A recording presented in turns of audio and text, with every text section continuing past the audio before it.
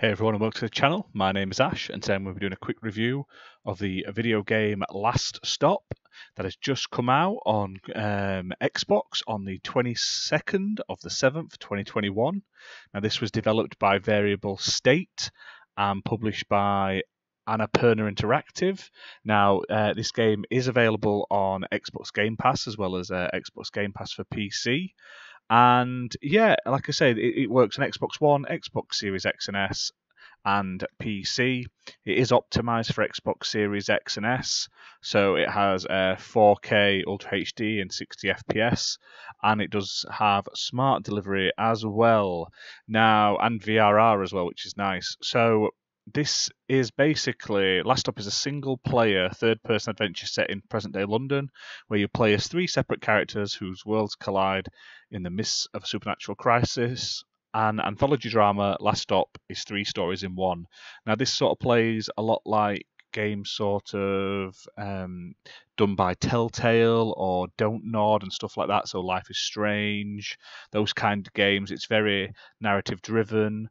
You have options for the dialogue, and sometimes you get to interact with certain objects over others and stuff like that. But there isn't any sort of action to the game. It's very much sort of an interactive experience over sort of like a full-on video game. Now, I'll quickly jump into the description and then I'll tell you my thoughts and feelings about the game. So it says, a video game about secret lives, the ties that bind, and how magic can be found in the mundane. Last Stop is a single-player third-person adventure set in present-day London, written and developed by Variable State, creators of the award-winning Virginia. Last Stop tells three interconnected tales featuring three playable main characters. So one is Donna, a spaced-out high schooler who feels trapped by her stifling home life and her overprotective big sister. Away from home, Donna seeks teenage thrills with her friends Becky and Vivek, but gets more than she bargained for when the trio become unexpected kidnappers in a game of amateur detective gone wrong. Then there's John, an overworked, middle-aged single dad, burdened with debt and the pressures of being an only parent. John jealously pines after the free and easy life of his 20-something bachelor neighbour Jack. When the pair unwittingly fall foul of a vengeful stranger, a cursed artefact threatens to transform their lives forever. And then there's Mina, a ruthlessly ambitious professional who struggles to find the same satisfaction with her family that she does in the thrill of her work. As Mina vies with an upstart colleague for a crucial promotion, something ancient stirs in the basement beneath her workplace. Last Stop is fully voice acted, featuring hours of dialogue and a voice cast of dozens, with performances from some of the brightest talent in the UK today.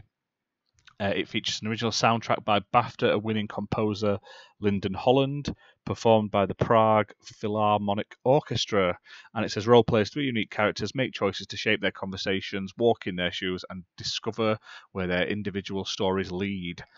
Now, I've played through this game now. It is 6 chapters long, with a final sort of end chapter. And each chapter is split into 3 parts, one for each of the characters. So you can do them in any order, but you have to do all 3 per chapter before you can progress to the next chapter. And I assume they've done that because obviously you could fly through one of the characters and not fully understand what's going on right at the end and stuff like that. Now, the game itself, each chapter takes between like 30 to 45 minutes. They're not stupidly long chapters. And I think for me to do a full playthrough, it took me 6.5 hours. And then I've gone back and it'll take me about an hour to get the remainder of the achievements, just to mop it up for the full 1000G. But to be fair, 6.5 hours was pretty good. Like I say, it gripped me for the most part. The characters were, I thought they were well voiced. They actually had like decent interactions, and it sounded like natural how they were talking in most parts compared to other games where it seems really stiff and stuff like that. And as someone from the UK, it was nice to see it like showcased correctly and not like Mary Poppins sort of English. So that was cool. The graphics itself, it is a very simplistic game. It's not going to blow you away graphically, but it does the job. It fits the purpose of the game. It doesn't detract from the narrative, and I thought it was quite nice. It's bright where it needs to be bright. It's dark and sort of creepy in other places, and it does a good depiction of London as well. So I can't complain about that. I don't really want to give a lot away on the story because the story is probably the best bit about it. I mean, I enjoyed the entire story. I enjoyed the two guys who swap bodies when they bump into a pissed off guy, basically. And obviously the dad isn't very well, and it sort of plays into that later on. The woman who's trying to go for her promotion, she's obviously cheating on her husband, and there's that dynamic about it as well. And she's a bit estranged from her father, so she does see him, but they don't get on particularly well. And I kind of like the back and forth between her dad and her. It's quite funny later on. And then there's the young schoolgirl with her friends, and you've got this weird sort of love triangle dynamic where your friend likes this guy and you like this guy, and then you've whacked this guy around the head and tied him to a chair, and that's a whole other. it escalates quickly towards the end. Now, the first sort of 4 chapters, it's just it progresses the story, but you're like, I wonder what's going to happen. I wonder what's going to happen, and then suddenly in like the last chapter, before it ends, you're like, wow, so that happened. And then my only real complaint about the game is the last final chapter. It just sort of gets a bit stupid. It feels a bit rushed. Like all 3 of the characters it played in the same chapter. Then it's not 3 separate ones.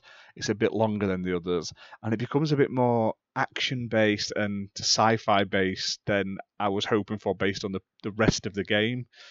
And I felt a bit deflated by the end of it, and it didn't answer a lot of questions to do with the plot and the story. There was a lot of unanswered things when you get to the end, and you were like, "Oh, is that it?" Now, hopefully, they'll expand on that. I'd love to see more because 90% of the game I really enjoyed. It was just the last chapter, which wasn't bad, but I just was like, "Is this where it's gone?"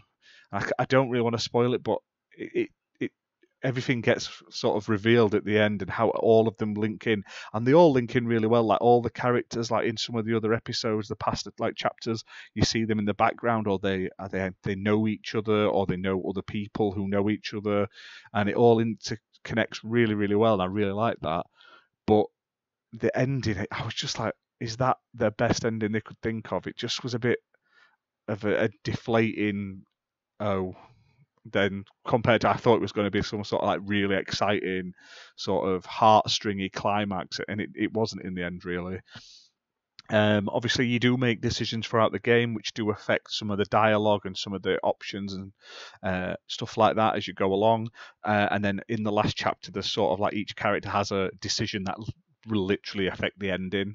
It doesn't matter which you pick, you'll still complete the game, but they have different very different endings to what could be shown basically. So once you finish the game, you can replay all the levels, like all the chapters separately, which is good for the achievements, because there's an achievement for basically finish each of the chapters for each character and the final chapter, and then there's achievements for doing certain things and answering in certain ways in the each chapter basically, or in certain chapters.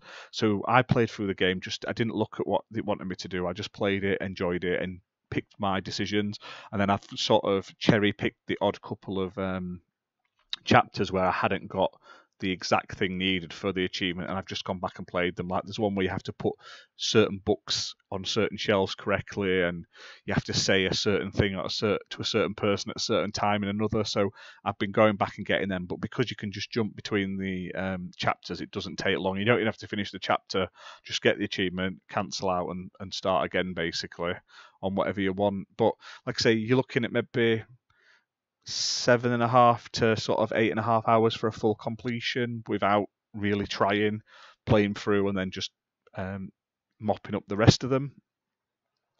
And like I say, it's currently priced at £20.99 on the Xbox store, like the Microsoft store. It's not a bad game at that price. Like I say, I highly recommend it. If you've liked Virginia, you'll probably like the sort of narrative of this one.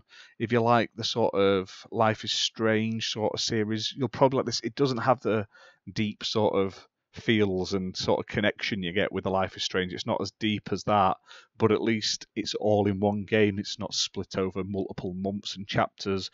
It's all in one, like instantly given package basically, so you can play through the whole thing from start to finish. I highly recommend you pick it up. If you don't want to pay the £20.99, just grab it on Game Pass if you've got it. Like I say, I finished it in a couple of days. Really enjoyed it. Even the ending that I didn't think was that greatest, I still enjoyed and I still played it. And I did get into a lot of the characters and the story and stuff like that, which is really fantastic. And I really hope this developer does more like this, because, like I say, it's not a bad game at all, and it's not getting enough notifications this month, because obviously there's been other indie games and flight simulators out in this month that are all this week that are all getting the sort of major push and the major marketing and stuff. But this game is really solid, and I highly recommend you checking it out. And from me, I would give it an 8.5 out of 10. Like I say, the only downside was there's a couple of bits where you get stuck on things when you're walking, and it flits between cameras, and it just gets a bit finicky.